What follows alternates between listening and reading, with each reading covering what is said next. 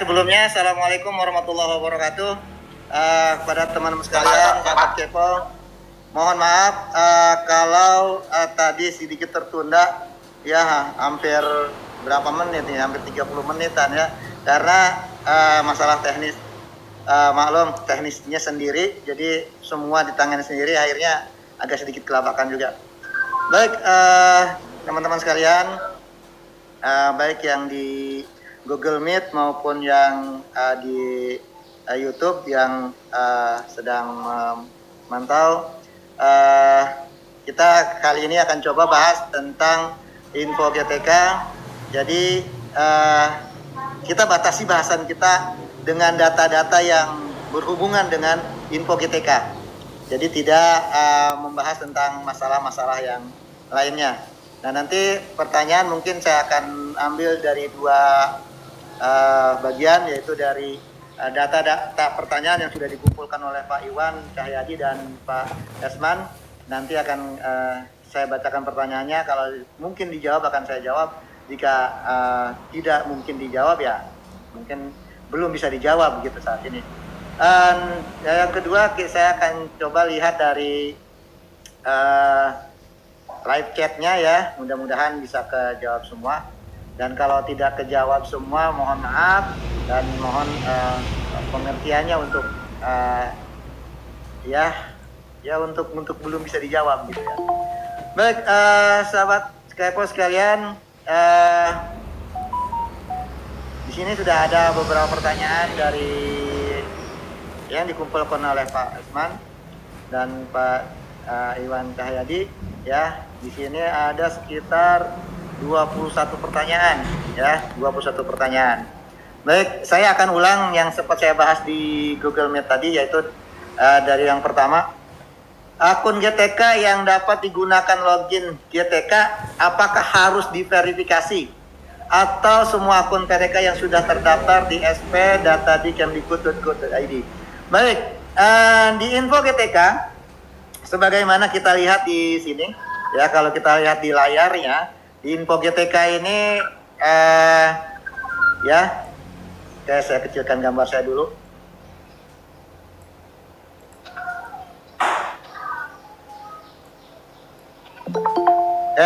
Nah di sini ada dua cara login. Yang pertama yaitu login dengan info ke GTK langsung. Yang kedua dengan menggunakan manajemen SSO. Nah ini arahannya memang kita akan menggunakan login menggunakan SSO ya. Tapi saat ini kita belum buka karena melihat traffic SSO juga yang lumayan padat ya, lumayan besar saat ini ya, karena semua sedang berebutan untuk menggunakan SSO. Jadi saya ambil inisiatif, kita coba dulu login yang langsung ke GTK. Nah, untuk login yang menggunakan akun langsung ke GTK, ini usernya, akunnya memang harus yang terdaftar di Dapodik. Jadi tidak bisa akun di luar dari akun Dapodik. Jadi akunnya memang harus terdaftar di akun Dapodik. Itu sudah pasti itu ya, harus akun Dapodik. Apakah dia harus yang sudah terverifikasi atau cukup akun saja? Jadi untuk yang login langsung ke GTK ini adalah akun yang terdaftar di Dapodik, apapun statusnya, baik yang sudah terverifikasi maupun yang belum terverifikasi. Tapi secara bertahap nanti kita akan menggunakan khusus yang sudah terverifikasi, tapi belum saat ini. Ya, kita tahu bahwa yang melakukan verifikasi harusnya guru, ya, sebagaimana rule-nya gitu ya. Tapi kenyataannya masih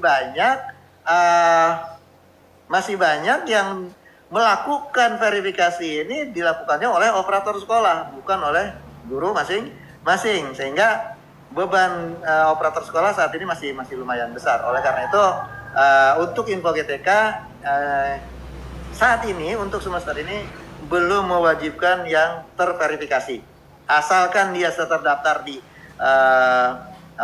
di Dapodik ya. saya tidak tahu caranya lewat mana, yang pasti just harus terdaftar di Dapodik, maka itu bisa digunakan untuk login. Tapi memang saat ini sedang masa uji coba ini, akun PTK yang masuk ke kami itu adalah akun PTK yang pertanggal 23 Agustus. Jadi kalau yang baru diedit di tanggal 24, 25, 26, 27, 28, 29 sampai tanggal 5 ini, maka ini masih belum bisa loginnya ya. Jadi masih menggunakan akun yang sebelum tanggal 23 atau yang terakhir tanggal 23 yang sudah kita proses masuk ya. Jadi yang perbaikannya setelah tanggal 23 maka masih belum bisa login. Dan tidak usah khawatir kalaupun belum bisa login saat ini tanggal 5 September 2020 ini masih dalam tahap uji coba. Jadi tidak usah ribut ya, tidak usah ribut. Kapan itu harus khawatir? Kalau sampai pertengahan September masih belum bisa login, maka segeralah cek akun PTK-nya ya. Oke, itu ya. Jadi yang pertanyaan pertama ya, ini dari Pak Ari mungkin SD ya, kurang tahu juga nih namanya, nggak ada nama masalah di sini ya. Baik, yang pertanyaan kedua, Pak, mohon ditanyakan penyebab kelengkapan data silang merah di info GTK-nya. Oke, untuk yang silang merah, kelengkapan data silang merah, ini sebenarnya sekali lagi ini untuk info yang sekarang tidak usah khawatir dulu, karena ini kan masih dalam tahap uji coba validasi. Jadi ini masih belum rilis yang sebenarnya, baru uji coba. Ya, baru uji coba, jadi tidak usah terlalu khawatir ya. Jadi kalau status uji cobanya sudah hilang, kalau status uji cobanya sudah diganti dengan status realnya, barulah nanti agak sedikit diwaswaskan gitu. Tapi kalau sekarang tidak perlu khawatir dulu. Nah, tapi nanti kalau ternyata kasus ini berlanjut sampai pada saat Anda dapat infonya sudah rilis benar, tapi statusnya masih kelengkapan data masih belum lengkap, maka yang perlu dicek ya untuk kelengkapan data ini adalah validasi di luar dari syarat utama terbitnya SKTP ya. Kalau syarat utama ya 24 jam ya, guru, terus statusnya sebagai guru tetap ya, guru tetapnya harus jelas. Nah itu selain daripada syarat utama untuk terbit SKTP, masih ada syarat-syarat lain yang setidaknya harus terpenuhi. Ya, misalnya golongan masa kerja untuk yang PNS, ya itu harus jelas. Nah, kalau ternyata riwayatnya tidak ada, maka bisa menyebabkan dia tidak ketemu nih gaji pokoknya. Maka datanya jadi tidak lengkap. Karena gaji pokok ini penting untuk penerbitan SKTP. Yang kedua, mungkin datanya ada, tapi riwayat kepangkatan saja yang diisi, KGB-nya kosong misalnya, ya itu bisa jadi tidak lengkap tuh, ya itu bisa jadi tidak lengkap, ya, sehingga akhirnya belum prosesnya, jadi belum bisa nanti untuk terbit SKTP karena datanya masih kurang lengkap. Nah, selain itu apa lagi? Jadi ada beberapa hal. Jadi ya TMT KGB, TMT kepangkatan, pangkat golongan itu sendiri itu harus ada. Terus itu kalau untuk yang PNS, yang non PNS kalau dia sudah in passing, ya. Tapi kalau in passing non PNS tidak terlalu khawatir karena in passing langsung ditarik oleh sistem dari database-nya Biro Kepegawaian. Nah itu salah satu kenapa data dikatakan tidak lengkap. Ada yang lain, ada yang lain. Misalnya sekolah induknya belum ketemu, terus lokasi sekolahnya belum ketemu, ya. Nah, itu otomatis kelengkapan datanya jadi tidak lengkap, gitu, ya. Tapi kalau ternyata syarat utamanya saja belum ketemu, ya pasti dia juga tidak akan lengkap juga, ya. Ini kalau misalnya centangnya sudah 6 hijau, tapi 1 centang merah, kelengkapan data, itu perlu dicek yang tadi, ya. Yaitu KGB, kepangkatan, riwayat pendidikan formal, semua riwayat-riwayat yang ada, ya, semua riwayat-riwayat yang ada dicek, ya, jangan sampai sudah masuk kategori kadaluarsa, ya. Jadi data-data itu yang harus dilihat. Terus banyak lah ya, saya tidak ingat semua, tapi intinya itulah yang harus kita perhatikan, ya, pada saat ada ketemu kelengkapan data tidak lengkap. Oke, jadi itu yang untuk kelengkapan datanya. Terus yang ketiga dari Uncle Dimas, selamat pagi Pak, saya Dimas, Damis, sorry, kok Dimas, Uncle Dimas isinya Damis, saya kurang tahu jadinya, ya. Guru sekolah Indonesia di Malaysia. Ya, tadi sempat saya sampaikan ke yang di Google Meet, ya. Akun PTK saya tidak bahas secara lengkap untuk akun PTK. Karena kenapa? Karena kalau untuk akun PTK saya memang tidak punya kewenangan dan tidak banyak pengetahuannya untuk akun PTK. Jadi untuk akun PTK silahkan koordinasi dengan Dinas Pendidikan Kabupaten Kota untuk yang jenjang TK dan Dikdas. Untuk yang Dikman, SLB silahkan ke ke Dinas Provinsi, ya, di bagian kakak data dik. Jadi jangan salah masuk juga nih, ya. Jadi mau memperbaiki akun PTK tapi datangnya ke operator tunjangan, ada tidak cocok. Jadi kalau akun PTK datangnya ke kakak data dik. Nah, apakah harus datang? Itu tergantung di daerah masing-masing. Ada daerah yang membuka layanan online, ada yang harus ketemu, ya, macam-macam, ya. Saya tidak bisa ini karena memang kita banyak daerah, ada banyak tipikalnya, ya. Baik, itu untuk yang akun PTK. Terus yang keempat dari Novarita. Assalamualaikum, saya Novarita dari GK. GK ini Gunung Kidul kali, ya. Nitip pertanyaan untuk diuji coba. Pertanyaan untuk diuji coba. Info TK, jenjang TK masih disilang. Oh, beban mengajarnya baik. Iya, untuk TK, ya, jenjang gini. Semester lalu TK itu memiliki server sendiri. TK memiliki database sendiri. TK juga dilakukan validasinya sendiri.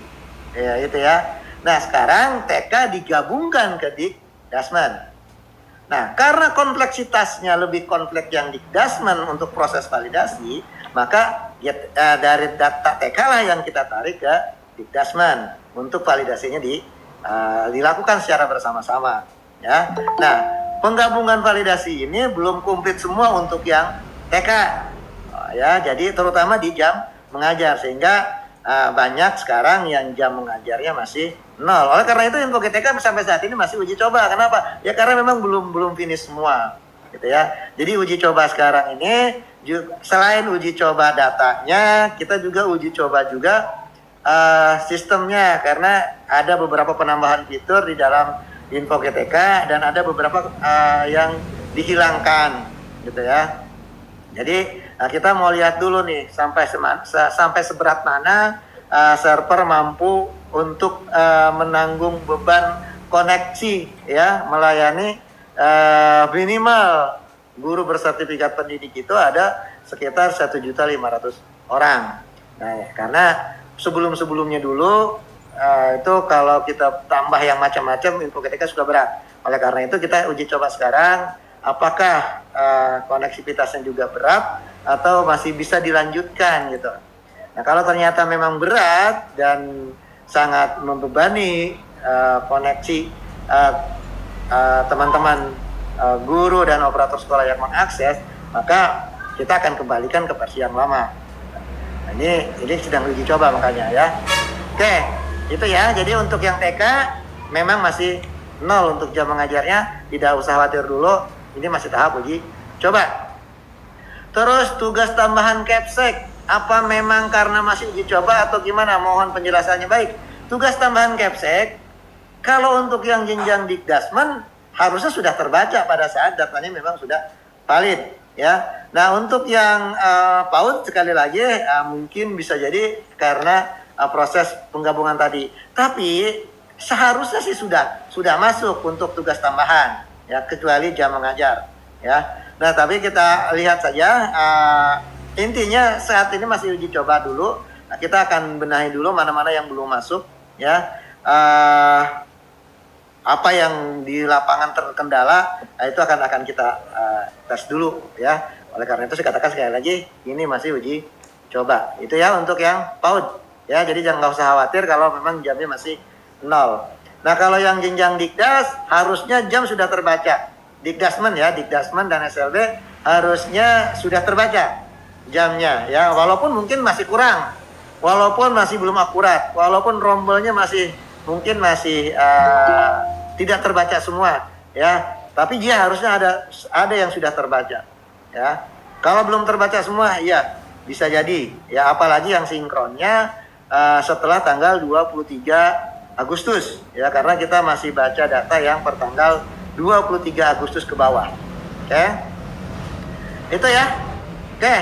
Sekarang ini udah 4 pertanyaan dari hasil kolektifan Pak Iwan dan Mas Esman, ya. Sekarang saya mau tanya yang live dulu deh, yang live di Google Meet. Ada pertanyaan yang di Google Meet? Yang lain pada keluar ya? Ada 23 orang nih sebenarnya. Baik, silakan yang di Google Meet. Iya Pak, Assalamualaikum. Waalaikumsalam warahmatullahi wabarakatuh. Iya, saya sudah menulis komentar. Ya, saya sudah menulis komentar, nggak apa-apa ya Pak? Saya bertanya di sini. Iya, nggak apa-apa. Kenapa ya? Kenapa? Ya, ini Bapak, punten. Saya kan data sudah terverifikasi lewat SP Datadik dan PTK Datadik. Tetapi selalu gagal masuk ke login info GTK Pak. Keterangannya username sama password incorrect. Oke, itu ya Ibu perbaikinya kapan? Verifikasinya tanggal berapa? Lupa ya Pak. Sekitar pertengahan Agustus atau mungkin ya? Iya, itu yang susah karena ini data kita semuanya ini masih base data tanggal 23 Agustus. Tanggal 23 Agustus. Jadi kalau memang proses validasinya setelah tanggal 23 Agustus masih belum masuk. Itu ya. Jadi tinggal tunggu aja lah pada saat rilis nanti ya. Pada saat rilis tadi. Yang pasti datanya akunnya harus akun yang terdaftar di mana di Dapodik ya. Kalau dia tidak terdaftar di Dapodik tidak bisa. Itu Bu ya. Iya, siap. Oke. Terima kasih Bapak. Iya, sama-sama Ibu ya. Oke, masih ada yang lain? Ada Pak. Baik, ini yang laki-laki dulu. Siapa ini? Ya, silakan. Ya, Assalamualaikum warahmatullahi wabarakatuh. Waalaikumsalam warahmatullahi wabarakatuh. Ya, ini mengenai info GTK untuk sekolah kecil Pak, untuk yang tahun ini itu kan harus minimal 3 rombel ya. Nah ini ada kasus yang kemarin itu rombelnya hanya 2 rombel, yang sertifikasi cuma kayak alhamdulillah sih itu dapat sertifikat air yang TW1, TW2. Nah untuk TW3 dan TW4 ini itu untuk kasus sekolah kecil itu bagaimana, dan yang tugas tambahan ekivalensi itu bagaimana, karena kan tidak ada ekstrakurikuler, maksudnya tidak mengatakannya apakah tetap masih diakui terhitung nanti akhiran atau bagaimana gitu Pak. Terima kasih Pak. Baik, sekolah kecil ya, untuk yang sekolah-sekolah cuma punya 2 rombel, misalnya SMP cuma punya 7, kelas 7 dengan kelas 8 saja gitu ya, belum ada kelas 9-nya. Apakah gurunya masih bisa terbit SKTP? Loh, kan kalau guru itu syarat wajibnya adalah dia mampu memenuhi beban kerja 24 jam. Ya. Nah, kalau ternyata dengan 2 rombel saja dia sudah cukup 24 jam, ya harusnya terbit SKTP. Tapi nggak mungkin, Pak. Masa 2 rombel bisa terpenuhi 24 jam? Dari mana? Kan pertanyaannya begitu. Misal, guru PKN itu cuma 2 jam. Kalau 2 rombel ya berarti cuma 4 jam. Kan pertanyaannya begitu ya? jam, Pak. Hah? Berapa? PK-nya 3 jam. Oh, 3 jam. 3 jam. Baik. Kalau 3 jam, kalau 3 jam 2 rombel kan berarti cuma 6 jam kan? 6, iya 6 jam. Ya. Kalau 6 jam apakah bisa terbit SKTP-nya? Kan gitu. Karena di Permen itu minimal Iya, harus 12 jam. Kan begitu ya? Iya, Pak. Baik. Nah, kalau kita baca permennya, harusnya kita baca permen secara keseluruhan. Jadi jangan diambil yang tidak enaknya atau diambil enaknya saja, tapi kita lihat secara keseluruhan. Nah, di dalam permen tersebut juga sudah dijelaskan ya bahwa untuk sekolah-sekolah yang memang membutuhkan guru, maka jamnya itu bisa disesuaikan. Misal yang contohnya sekolah kecil tadi, kalau dia cuma punya 2 rombel, ingat cuma punya 2 rombel. Terus di sana guru PKN cuma ada 1. Cuma satu-satunya nih guru PKN, ya kan? Nah sekarang kalau guru itu ngambek nggak mau ngajar di situ, kira-kira itu mata pelajaran PKN siapa yang harus ngajar? Kan jadi nggak ada gurunya kan? Iya. Iya. Nah oleh karena itu maka di situ dibutuhkan guru gitu loh. 1 orang tapi butuhnya. Nah kalau 1 orang itu ya maka mau tidak mau ya dia tetap bisa diterbitkan SKTP-nya. Tapi ada tapinya, penuhi segala kewajiban yang memungkinkan. Misalnya yang pertama jam mengajar itu kan ada ekivalensinya. Di Permen 15 tahun 2018 itu jelas beban kerja guru jika tidak bisa mencukupi 24 jam tatap muka, maka guru bisa menambah jam mengajarnya dengan ekivalensi. Nah, tambahkan itu gitu loh. Nah, sekarang pertanyaannya gimana mau nambah ekivalensi, Pak? Orang tatap muka aja ditutup kan gitu ya? Iya. Iya ya. Nah, itulah makanya ada tuh yang surat edaran Pak Menteri kan. Jadi kita untuk proses tunjangan profesi yang kita lihat adalah pembagian tugas yang ada di Dapodiknya. Nah, kalau pembagian tugasnya itu tidak tidak neko-neko, tidak bermasalah secara pembagian tugas, maka itu bisa kita gunakan datanya. Masalah praktek di lapangan, kita lihat kan sekarang tidak semua daerah juga tutup sekolah. Ada juga sekolah yang sudah buka, yaitu untuk sekolah-sekolah yang berada di daerah hijau, kan boleh tatap muka, ya mungkin bisa ekstrakurikuler. Nah, karena ketidaksamaan itulah maka kita untuk sampai saat ini ya, saya sampai tanggal 5 sampai tanggal 5 September ini ya ekivalensinya masukkan saja di Dapodiknya sesuai dengan sebagaimana seharusnya kalau kondisi normal kan gitu ya. Gitu Pak ya. Nanti kalau masalahnya ini dihitung nggak, kita lihat kebijakannya Pak. Sekarang ini kan di masa pandemi seperti ini. Iya itu Pak ya. Jadi mungkin Bapak bisa memahami itulah ya. Ya, jadi entrikan saja dulu tugas tambahan yang seharusnya memang dia seharusnya dia pegang gitu ya. Apakah itu pembina pramuka, pembina PMR, pembina yang lainnya lah ya. Kalau memang dia memang dasarnya dulunya adalah sebagai pembina ekstrakurikuler tersebut, maka masukkan saja di Dapodiknya. Gitu ya, itu akan jadi pertimbangan tambahan gitu Pak ya. Oke. Baik. Oke, sama-sama. Baik, oke. Ya. Guru BK, Pak. Guru BK kenapa? Guru BK kan kalau di Permen itu kan sekarang minimal 5 rombel sama dengan 4 jam ya. Oke. Walaupun pada jalan baik itu siswanya ya Pak. Oke. Sebelah jalan modal itu kita 150. Sebenarnya gini. 50. Begini Pak. Begini. Rombel normal SMP berapa Pak jumlahnya? Normal. Jumlah siswanya berapa? Berapa? 32. Satu rombel ya. Oke, 32. Sekarang kalau dalam kondisi normal 32 rombel jumlah siswanya. Kalau 5 rombel berarti ada berapa siswa? 156. 160 Pak. ya. 160 kan? Nah, 160 gitu loh. Jadi kalau seandainya dia 5 rombel ya seharusnya ekuivalennya sama dengan 160 atau minimum yang dulu siswanya itu adalah 150. Harusnya begitu gitu loh. Makanya dikatakan kenapa 5 rombel ya, karena satu rombel normal itu harusnya adalah 32.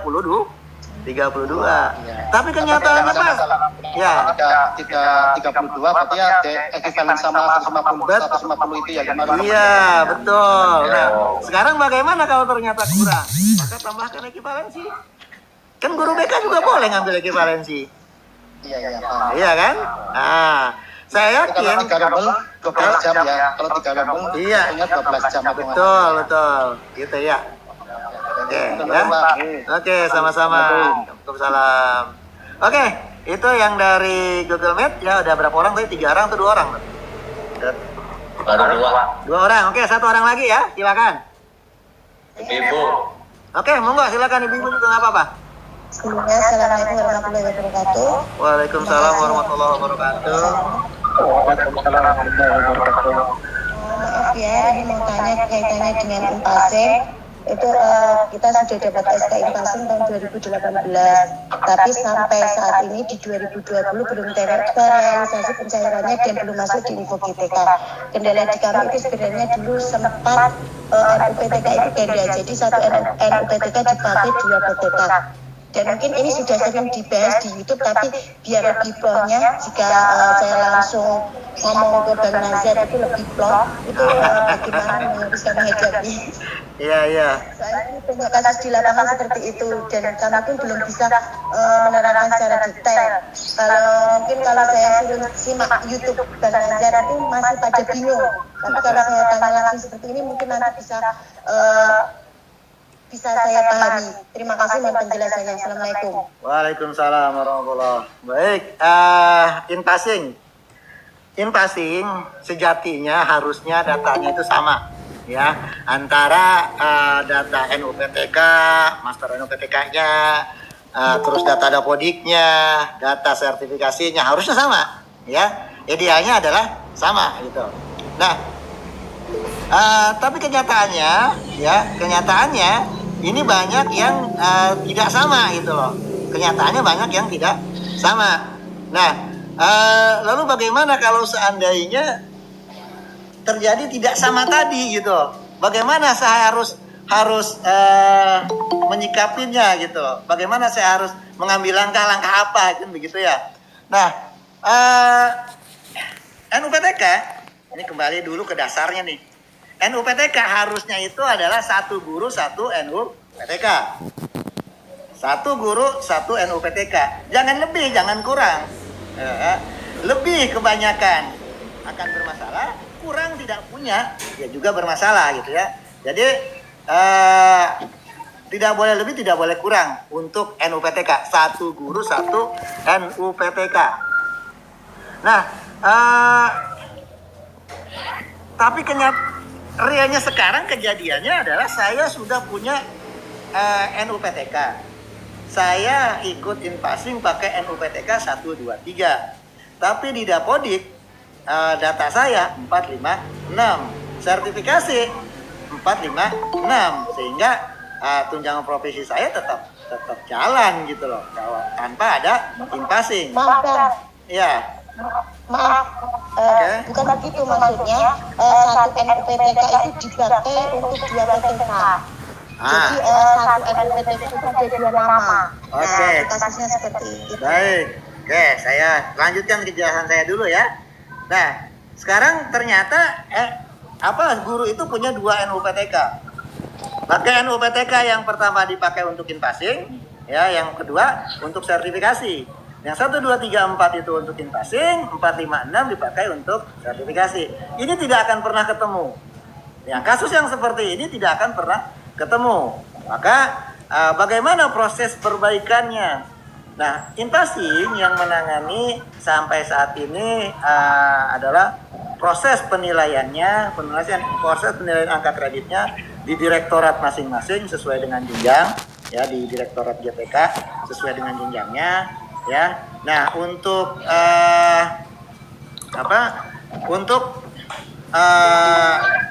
pemberian SK-nya ini masih di Biro Kepegawaian. Nah, karena masih ada di dua di Biro Kepegawaian untuk proses SK-nya, maka yang sudah ber-SK, Inpasing yang sudah ber-SK, segala perbaikan data itu ya harus sesuai dengan alurnya tadi, harus di Biro Kepegawaian. Jadi di GTK tidak bisa merubah langsung nih untuk perbaikannya, gitu ya. Yang perbaikannya di mana? Di Biro Kepegawaian, karena kita selalu mensinkronkan data dengan Biro Kepegawaian. Minimal penyesuaian data itu kita lakukan per minggu minimal ya. Bahkan kalau mendesak itu seminggu bisa lebih dari 4 kali 5 kali lah untuk proses penyesuaiannya, begitu ya. Nah, itu untuk yang punya 2 NUPTK. Jadi harus perbaikan NUPTK Inpasingnya. Karena kalau yang diperbaiki data sertifikat pendidiknya itu lebih ribet lagi, karena datanya lebih tersebar di banyak lembaga. Tapi kalau Inpasing cukup perbaiki di di Biro Kepegawaiannya. Nah, lalu bagaimana cara kita memperbaikinya? Kita jauh nih di seberang lautan sana. Nah, kalau untuk itu bisa langsung koordinasi di ULT. Nah, ULT ini banyak layanan ya, bisa lewat email, bisa lewat SMS ya, bisa juga kemarin itu kalau nggak salah bisa WA ya. Nah, itu alamatnya di mana? Alamatnya saya udah pernah sampaikan ya kemarin di bahasan tentang Inpasing, yaitu ult.kemdikbud.go.id. Nah, silakan saja lapor ke sana di bagian Inpasingnya. Jadi judulnya jelas kan ya, judulnya adalah NUPTK salah pada saat proses Inpasing, misalnya seperti itu ya. Jadi jangan sampai bias. Itu kalau satu guru punya 2 NUPTK. Nah, sekarang kejadiannya lain lagi nih. Kejadiannya saya Inpasing tapi NUPTK saya diklaim oleh orang lain. Gitu. Nah, ini pun sama. Kalau seperti ini, maka bisa jadi NUPTK itu validnya ke orang lain. Nah, karena validnya ke orang lain otomatis, jadi kan satu Inpasing cuma boleh dipunyai oleh satu guru. Gitu ya. Satu Inpasing ya cuma satu guru, tidak bisa oleh banyak guru. Oleh karena itu, NUPTK-nya harus unik gitu. Nah, pada saat NUPTK kita digunakan oleh orang lain, bisa jadi itu masuk ke orang lain. Karena mungkin sebenarnya adalah NUPTK orang lain yang kita gunakan. Gitu. Bisa jadi gitu. Tapi kalau NUPTK itu memang milik kita dan sertifikasi kita juga sesuai dengan Inpasingnya tadi, harusnya masuknya ke kita. Gitu ya. Harusnya kalau NUPTK-nya di Inpasing 1, 2, 3, terus di sertifikat pendidik kita, di data kelulusan kita, NUPTK kita juga 1, 2, 3. Ini kan udah match nih. Nah, nama harus sama. Kalau nama beda ya tidak akan masuk. Ya. Jadi kalau pada saat data sertifikasi namanya Maimunah, Maimunah misalnya begitu, maka di data dapodiknya pun, di data sertifikasinya pun harus Maimunah. Jangan Maimunah M atau M Maimunah, jangan. Jadi harus Maimunah gitu. Nah, Inpasing pun sama, namanya harus sama. Jadi selain NUPTK-nya, namanya pun harus sama persis. Baru bisa klop. Nah, kalau ternyata yang Inpasing itu justru keluar dengan NUPTK kita, tapi nama yang berbeda, nah ini harusnya juga buat orang lain pun nggak bisa valid gitu. Kenapa? Karena pasti disimtun, ya disimtun itu pasti bukan punya orang itu gitu. Ininya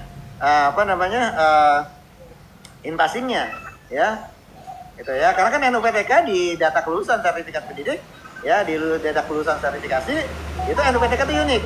1 NUPTK, 1 NRG ya, 1 Inpasing gitu.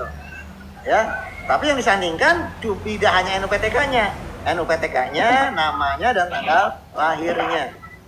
Itu harus dicek. Coba dicek lagi dulu ya. Pastikan bahwa NUPTK itu sama persis datanya tadi. 3 field ini harus sama persis. Begitu Bu ya. Halo? Mana masih ada sih ibunya? Halo? Oke, ya sudah. Berarti nantinya kita lewat NUPTK dulu ya? Iya, harus. Nah, sekarang Ibu sudah bersertifikat pendidik belum? Sudah. Sudah, SKTP sudah keluar. Sudah. Sudah. Sekarang coba Ibu cek. Oh iya, maksudnya udah pernah keluar kan? Ya, oke. Sudah keluar, tapi masih belum masuk di SKTP. Oke. Sekarang gini. Jadi langkahnya Ibu cek di webnya Intasik, yaitu di apa namanya? mutasi.apa ya? Saya agak lupa. mutasi.sdm.kemdikbud.go.id ya. mutasi.sdm.kemdikbud.go.id ya. Jadi silakan Ibu cek di sana ya, cek di sana. NUPTK itu punya Ibu bukan? Itu di SDM itu. Terus ceknya ada 3 Bu, minimal ya 3, yaitu NUPTK, nama, tanggal lahir. Samakan dengan data yang ada di Dapodik, sama persis nggak? Samakan dengan data di Info GTK deh. Samakan dengan data di Info GTK, sama persis nggak? Gitu ya. Nggak boleh kebalik tuh. Bulan dan tanggal nggak boleh kebalik. Tanggal 1 bulan 2 itu beda dengan bulan 2 tanggal 1. Ya. Jadi kalau tulisannya 1/2/2020 itu beda dengan 2/1/2020. Hati-hati ini karena banyak kemarin yang ketukar tanggal doang sebenarnya. Gitu ya. Jadi coba dicek lagi di SDM-nya ya, di mutasi.sdm.kemdikbud.go.id. Di sana Ibu cek lah NUPTK Ibu ya, itu sama persisnya dengan yang ada di Info GTK. Kalau tidak, perbaiki, samakan yang ada dengan yang ada di Info GTK. Itu Bu ya. Nah, klaimnya kemana? Kayak itu tadi, ke OLT ya. Klaimnya ke OLT, bagian invasinya. Oke. Gini Bang, kalau datanya itu sudah sama, tapi kalau bisa dimutasi data itu untuk invasi, itu kalau dimasukkan NPTK itu munculnya nama lain. Jadi berarti ya bukan, karena PTK yang lain itu lebih dulu invasinya daripada yang ini. UPTK-nya beda. Sama saat NPTK, tapi dipakai untuk dia. Nah, iya. Berarti itu yang menyebabkan tidak masuk. Nah, sekarang kalau memang itu salah, Ibu klaim bahwa itu NPTK-nya NPTK saya. Nah, itu ya. Ibu klaim bahwa itu NPTK Ibu. Nah, nanti orang lain pun tidak. Itu jadi selama ini invasinya itu pun menggantung, Bu. Karena orang yang di dalam SK itu pun tidak akan bisa menggunakan tidak akan bisa menggunakan invasinya. Karena aja link invasinya itu masuk, ya. Kalau PTK yang satu invasinya ngecek. Invasinya, tapi bukan dengan yang itu kan datanya. NPTK-nya dia itu juga sama? Iya, sama. Enggak, NUPTK-nya sama. NPTK sama persis. Coba minta ke dia info GTK-nya. NPTK-nya sama persisnya. Info GTK-nya. Iya, kayak karena nggak mungkin terbit SKTP untuk 2 orang berbeda dengan NPT yang sama, Bu. Ya. Tahun berapa itu pernah kasus invalid di NPTK itu klarifikasi sama guru yang bersangkutan yang satunya itu yang satunya pernah valid di sini invalid, tapi setelah beberapa bulan itu bisa valid lagi. Iya, makanya sekarang coba sekarang gini dicoba Ibu ya, cek NUPTK si ibu yang satunya ya, cek info GTK-nya.